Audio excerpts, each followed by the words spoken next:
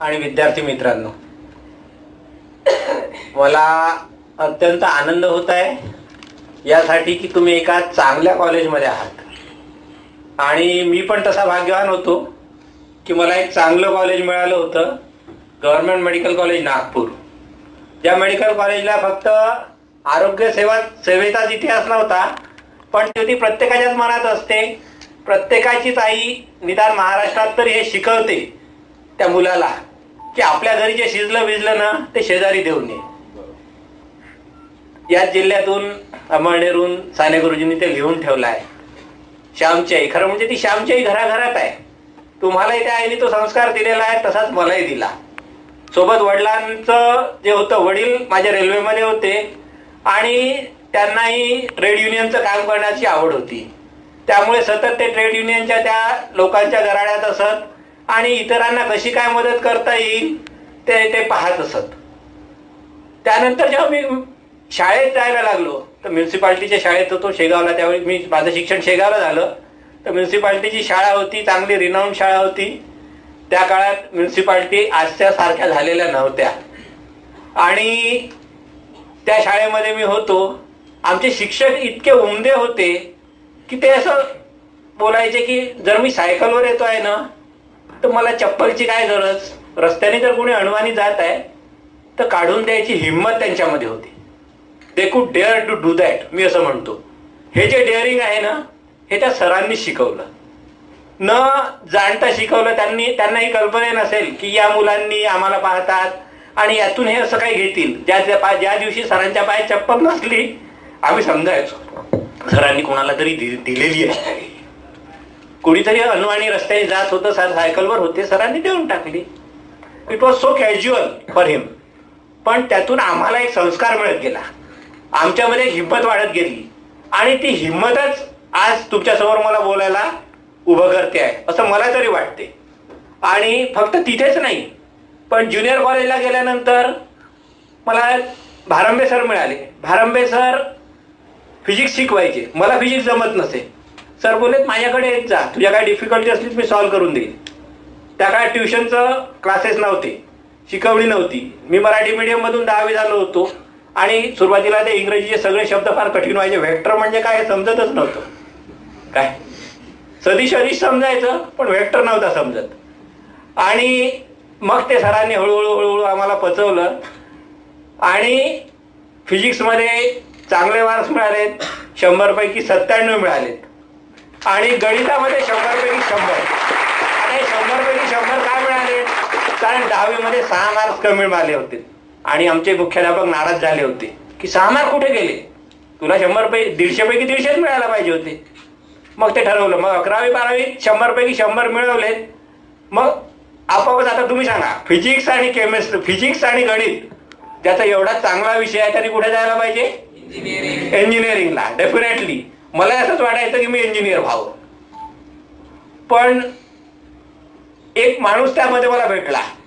तो मला बोलला की तू जर इंजिनियर झालास तर तू मशीन सोबत राहशील आणि मला आवड होती माणसांसोबत राहायची. आणि मग त्यांनी असं म्हटलं की बघ तू पण डॉक्टर बन.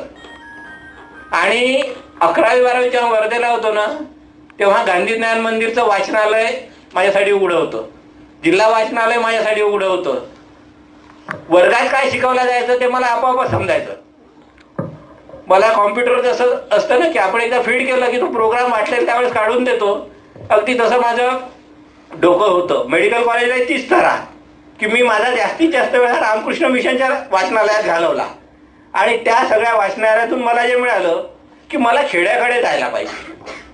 मी वेगवेगळ्या धर्माचा अभ्यास, आमचं सेकंड इयर म्हणजे रेस्ट इयर असतं, तिथे एटीकेटी असतं. फर्स्ट इयर क्लिअर केलं की सेकंड इयरला 3 विषय राहिले तरी 1.5 वर्ष पुढे शिकता येतं. आणि म्हणून माझा जास्तीत जास्त वेळ रामकृष्ण मिशनच्या वाचनालयात जायचा आणि वेगवेगळ्या धर्मामध्ये काय लिहिलं आहे पाहू तर खरं, म्हणून ती पुस्तकं जाड वाचायला लागलो. आणि मला तरी काही फार फरक दिसला नाही. बिटवीन द लाईन सगळ्या धर्मांमध्ये एकच लिहिलेलं होतं की शेजाऱ्याला मदत करा. आणि हे शेजाऱ्याला मदत करायची तर मग भारत पाकिस्तान युद्ध का व्हावं हा मला प्रश्न होता. जर सर्वच कुराणमध्ये तेच लिहिलं आहे, बायबलमध्ये तेच लिहिलं आहे आणि गीतेमध्ये तेच आहे की दुसऱ्याला तू मदत कर, तर मग हे असं का आपल्यामध्ये वॉर? नेहमी आपण ट्रेनमध्ये बसताना लोक का भांडतात जागेसाठी? किती वेळ त्या जागेवरती राहणार असतात असा मला प्रश्न पडायचा. 2 तास, 3 तास, 4 तास नाही. पण माझं रिझर्वेशन आहे, तुम्ही बसायचं नाही, उठा इथून. अगदी हो, उठलो, पण ही जागा तू घेऊन जाणार आहेस का शेवटी? नाही. आणि माझंही रिझर्वेशन आहे, फक्त माझा नंबर मी शोधतोय, तू वर सामान तर ठेवू दे. पण ती वृत्ती नाही डेव्हलप झालेली. आणि खरं म्हणजे या अशा अनेक प्रश्नांनी मला विचार करायला मी सुरुवात केली. आणि ते विचार करत करत करत एक दिवस आमच्या वॉर्डमध्ये असा पेशंट आला. तो एअर मार्शल होता, म्हणजे नागपूरला एअर स्टेशन आहे त्याचा प्रमुख. आणि त्या एअर स्टेशनचा जो कमांडर होता, त्या कमांडरला, विंग कमांडरची पोस्ट, तर त्या विंग कमांडरला हार्ट अटॅक आला. आणि त्यासाठी सगळ्या सगळ्या सगळ्या सोयी देण्याचं पूर्ण त्याचा जो स्टाफ होता, जसं आता तुमचं हे ऑडिटोरियम आहे आणि सर्व तुमच्या कॉलेजचे स्टाफ आहेत, तसं त्याचे सगळे सबऑर्डिनेट त्याच्यासाठी वाटेल ते करायला तयार होते. जवळजवळ 3 दिवस रात्र ते लोक वार्डच्या बाहेर उभे होते.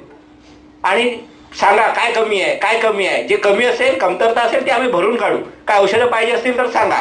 यांना जर कुठे न्यायचं असेल, जगात जिथे कुठे सोय असेल तिथे आम्ही चार्टर्ड प्लेन करून यांना घेऊन जाण्याची सोय करू.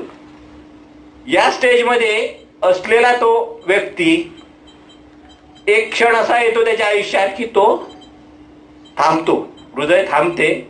आणि त्याला आम्ही डेट डिक्लेअर करायला मेडिकल याच्याप्रमाणे अर्धा तास घेतो. त्या अर्ध्या तासाच्या वेळेमध्ये सगळेजण चुळबुळ करायला लागले की लवकर द्या डेड बॉडी. आता ती डेड बॉडी झालेली आहे, त्या डेड बॉडीला लवकर द्या. आणि मग त्या डेड बॉडीचं करायचं काय, करणार काय? मी प्रश्न माझा असा होता की आता यांना घरी नेणार ना, की याचा शोध घेणं आवश्यक आहे की असं काय आहे हे तत्व, की ज्या तत्वासाठी आपण सगळेजण तयार होतो 5 मिनिटं आधी आणि 5 मिनिटामध्ये हा चेंज झाला. आणि मग त्याचा शोध घ्यायचा म्हणून मग कुठेतरी जायला पाहिजे. त्याचा शोध घेणं हे खरं तर आपल्या जीवनाचं गमक आहे.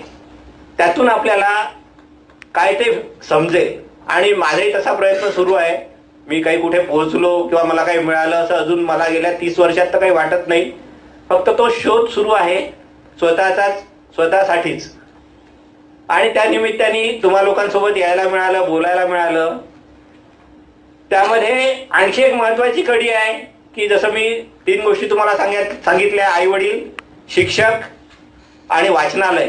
त्यासोबतच कॉलेजला आल्यानंतर, मेडिकल कॉलेजला जे समविचारी मित्र मिळालेत की ज्यांनी मला घडवलं. मी असं मानतो की मी घडलो तो माझ्या मित्रांमुळे. तुमच्याही इथे कॉलेजमध्ये तुमचे मित्र असतील, मैत्रिणी असतील, जे तुम्हाला वेळोवेळी स्वतःपासून दूर जाण्यापासून वाचवत असतील, स्वतःच्या जवळ येण्यासाठी मदत करत असतील.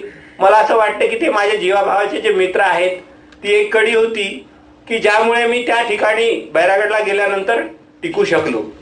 आणि त्यानंतरचा भाग की तिथली भूमी जी आहे मेळघाटची, ही अत्यंत सुपीक आहे.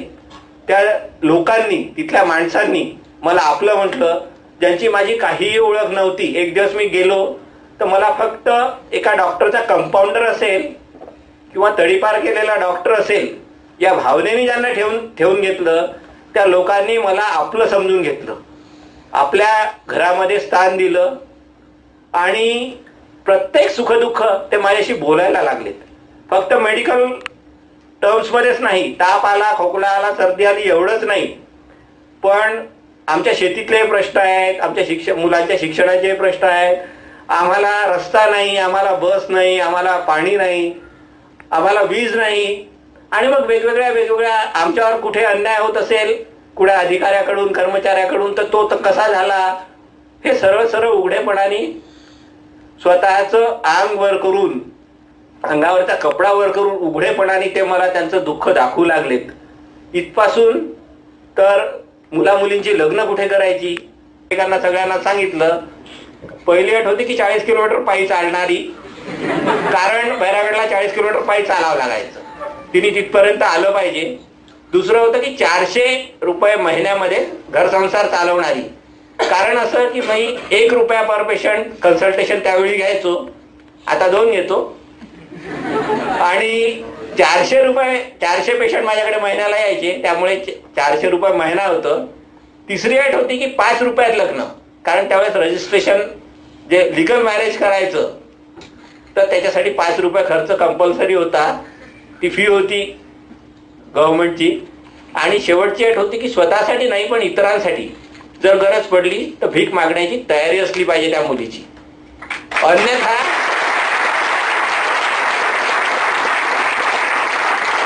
अन्यथा ती मुलगी तिथे टिकणे नाही. कारण असं की आम्ही जसे आता तुम्ही कॉलेजला आहात तसं आमचा इंटर्नशिप जेव्हा संपली MBBSची त्यावेळी सायकल यात्रेला निघालो 3 मित्र. आणि सायकलहून नागपूरहून भोपाळ आणि भोपाळहून परत ठरवून निघालो होतो की भीक मागत 10 दिवस राहायचं. कारण त्यावेळेस गोनी दांडेकर वाचत होतो, गाडगेबाबांना वाचलं होतं. गाडगेबाबा जर आयुष्यभर भिक्षांदेही करून जगले तर आपण 10 दिवस तर अनुभव घेऊन पाहूयात. अशा विचाराने आम्ही 3 मित्र निघालो. आणि एक मित्र त्यातला आमचा कोलमडला. 2 दिवस त्यांनी भीक मागितली, पण दुसऱ्या दिवशीच्या संध्याकाळी म्हणजे 3 वेळ त्यांनी मागितलं भीक. चौथ्या वेळी म्हणाला की नाही आता नाही करणार भीक मागायचं. ठरवून निघालं होतं की पैसे कुणीही घ्यायचे नाहीत, म्हणजे कंपल्सरी होतं ते की भीक मागणं. पण त्यावेळी तो मित्र बोलला की नाही हे जमणार नाही. मग म्हटलं मग आता कसं करायचं. तर तो दुसरा मित्र होता तो म्हणे की हे डिसिजन आपल्या जॉईंट डिसिजन आहे, तिघांचा आहे. एकाने जरी हॉटेलला जेवला तर आपण दोघांनी फॉलो करून काहीच फायदा नाही. It's a teamwork. आणि असं टीमवर्क आयुष्यामध्ये मला करायचं नव्हतं की आपली मैत्रीण कोलमडली, ती नाही म्हणते भीक मागायला आणि आपण अडचणीत आलो. गेल्या नंतरच्या 10 दिवसांमध्ये मी त्यासाठी सफर झालो. 8 दिवस जे राहिले तर 8 दिवस रात्र मी सफर होत होतो. मला आयुष्यभर सफर व्हायचं नव्हतं. म्हणून मी त्याच वेळी ठरवून टाकलं की भीक मागण्याची तयारी ज्या मुलीची आहे तिच्याशीच लग्न करायचं. आणि त्या तयारीतून ह्या अटी झाल्यानंतर जवळजवळ 100 मुलींनी नाही म्हटलं. काहींच्या पेरेंट्सनी नाही म्हटलं. एखादी अट शिथिल करा म्हटलं. एक जळगावचेच होते, त्यांनी मला 3 तास समजावलं. ते म्हणजे मला 2च मुली आहेत, मला 2च मुली आहेत, सगळं त्यांचंच आहे. माझ्यानंतर आपण तिथे मोठं हॉस्पिटल बांधू, शरद पवारांच्या हाताने उद्घाटन करू त्या हॉस्पिटलचं. तुम्हाला व्हेकल देऊ त्याच्यासाठी, मोठा दवाखाना तुम्ही चालवा. तर मी त्यांना म्हटलं की मला जी आवड आहे ना ही गरिबीत राहण्याची आवड आहे. कारण गांधींनी मला अपरिग्रह शिकवलं आणि अपरिग्रह व्रत जर फॉलो करायचं तर मग स्वतःजवळ फार काही जास्तीचं ठेवता नाही येत. रवीने रवीचा प्रवास सांगितला. मी नागपूरची तुमच्यासारखे ड्रेस घालणारी, तुमच्यासारखे फॅशन करणारी अशी पोरगी होती. नागपूरमध्ये शिकली. 10वी 12वी झालं तेव्हा मला मुलींना एवढं कशाला शिकवायचं म्हणून जवळच कॉलेज होतं भिंजाणी महिला, मला BA मध्ये टाकलं. मला काही त्यात रस वाटला नाही. आणि मग मी ग्लायडिंग, पॅराशूटिंग, NCC, फायरिंग असं कॉलेजतर्फे खेळणं, टेबल टेनिस खेळायची, अशा याच्यातच रमायला लागली. आणि असं करता करता BA पण झाली. आणि त्यानंतर मी लॉ जॉईन केलं. LLB करत असताना मग माझं असं लक्षात आलं प्रॅक्टिकल करत असताना की वकिली आणि मी हा काही असं दोघं आम्ही एकासोबत जुळू शकणार नाही. कारण वकिली करताना मी जे पाहिले, कोर्टातील प्रॅक्टिकल्स पाहिले, खोटं बोलणं, ज्यांनी मर्डर केला त्यात कसा मर्डर केला नाही याला सोडवणं, हे काही माझ्या स्वभावात रुसणारं नव्हतं. आणि ह्याच्या प्रॅक्टिस करून जर मी कमविल आणि हे वाईट आलेले पैसे जर मी खाईल आणि त्याचं वाईट रक्त माझ्या शरीरात आहे तर मी खूप माझं सगळं शरीर खराब होईल. म्हणून मग मी तो व्यवसाय आपण करायचं नाही असं ठरवलं आणि मग काय मी पुन्हा 10वीच्या बेसवरती DHMSला ॲडमिशन घेतली आणि मी एकाच वेळेस लॉ आणि DHMS असं 2 करत होती. सकाळी लॉ कॉलेज करायची आणि दुपारी DHMSचं करायची. सकाळी लॉची कॉन्स्टिट्यूशन शिकायची, घटना, आणि इकडे दुपारी मी शरीराची कॉन्स्टिट्यूशन शिकायची. असं 2 विपरीत कोर्सेस मी 7 वर्षाचे 4 वर्षात पूर्ण केले आणि दोन्ही याच्यात मी यशस्वी होऊन दोन्ही डिग्र्या मिळवल्या. आणि त्या याच्यात श्रीकांत जिचकार होते, भरपूर डिग्र्या मिळवणारे, आणि मुलींमध्ये मी होती. आता तर बरेच मिळवतात, कारण मुलींना फारसं शिकवत नसत तेव्हा. कारण माझ्याच घरच्यांना प्रश्न होता की शिकलेला मुलगा कुठून आणायचा हिच्यासाठी, हा प्रश्न होता. पण त्याच्यानंतर मग मी स्वतःच प्रॅक्टिस करायची ठरवली. दरम्यानच्या काळामध्ये मला थोडंसं आजारपण आले आणि माझ्या अंगावर पांढरे डाग उमटले आणि तेव्हा विचार केला की याला सोल्युशन असं आहे की आपण स्वतः आपल्या पायावरती उभं राहायला पाहिजे, कुणावरती डिपेंडंट नको. कारण न सांगता लग्न करणं वगैरे तेही प्रकार झालेत, ते मी मोडले. मला खोटं करून करायचं नव्हतं. आणि मग मी स्वतः दवाखाना सुरू केला आणि मित्र हो, मला इतकं प्रचंड यश मिळालं की पहिल्याच दिवशी माझ्याकडे 15 पेशंट्स होते आणि 8 दिवसाचे मी फक्त 5 रुपये वगैरे अशी घ्यायची.